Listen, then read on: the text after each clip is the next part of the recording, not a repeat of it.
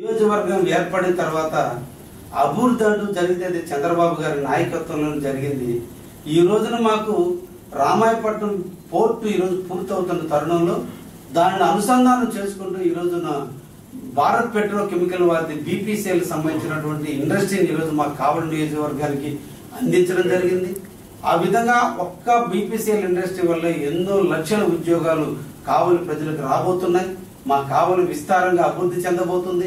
అదేవిధంగా జువల్జన్ దగ్గర fishing harbour ని ఈ రోజు ఓపెనింగ్ చేయబోతున్నాం.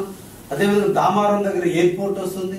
ఇప్పటికే కేకే గుంట దగ్గర ఏపీఐసి సెజ్ వచ్చింది. ఈ రోజు మాకు పక్కనే ఉన్నటువంటి కోవూరు నియోజకవర్గంలో ఇఫ్కోకు సంబంధించినటువంటి ల్యాండ్స్ అన్నింటినీ కూడా 22A కింద తొలగించమని చెప్పి కేంద్ర ప్రభుత్వానికి ఈ రోజు నివేదికలు వెళ్ళున్నాయి. అతి తొందరలోనే 22A కింద కూడా ఆ పొలాలన్నింటినీ కూడా తొలగించి వాటి ఇండస్ట్రియల్ కి చేయబోతుంది. నెల్లూరు టౌన్ మొదలుకొని కావలి పట్టణంలో ఉన్నటువంటి రామాయపట్నం వరకు కూడా ఒక మంచి పారిశ్రామిక క్యారిడార్ గా కూడా కావలి అభివృద్ధి చెందబోతుంది. తప్పకుండా ఈ రోజు ఎయిర్పోర్టు అతి తొందరలోనే శంకుస్థాపన నోచుకోబోతుంది. అదేవిధంగా రామాయపట్నం దగ్గర ఉన్న ఇండో సోలార్ కంపెనీ రాబోతుంది. ఈ రెండు కంపెనీలకు అనుసంధానంగా జేఎస్డబ్ల్యూ వాళ్ళు కూడా ఈ రోజు ఫ్యాక్టరీ పెట్టడానికి వాళ్ళు ముందొచ్చారు. అదేవిధంగా రుద్రకోట ప్రాంతంలో ఈ రోజు 450 ఎకరాలు ఏపీఐసి సెజ్ ఒకటి మళ్ళీ ఈ రోజు కొత్తగా ఏర్పాటు చేయబోతున్నాం.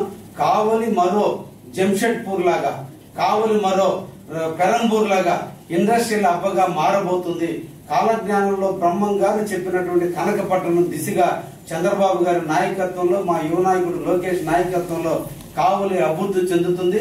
ఆ అభివృద్ధి చెందే తరుణంలో సేవ చేసే భాగ్యాన్ని కల్పించిన కావలి నియోజక ప్రజలకు కూడా ఎప్పుడు రుణపడి ఉంటూ నిరంతరం కావలి ప్రజల అభ్యున్నతి కోసం, పేద బడుగు బలహీన వర్గాల కోసం కావ్య కృష్ణ అనే వ్యక్తి ఒక పక్క పారిశ్రామిక ప్రగతికి నాంది పలికిస్తూ ఇంకొక వైపున అగ్రికల్చర్ పరంగా మా ప్రాంతాన్ని అంతా డెల్టా ప్రాంతంగా చేస్తూ రెండు రంగాలలో కావలికి ఎనలేని విధంగా ఎదిగే దాంట్లో తప్పకుండా నేను కృషి చేస్తున్నా. మా దేవుడు చంద్రబాబు ఆశీస్సులు అనే విషయాన్ని కూడా మీకు తెలియజేస్తూ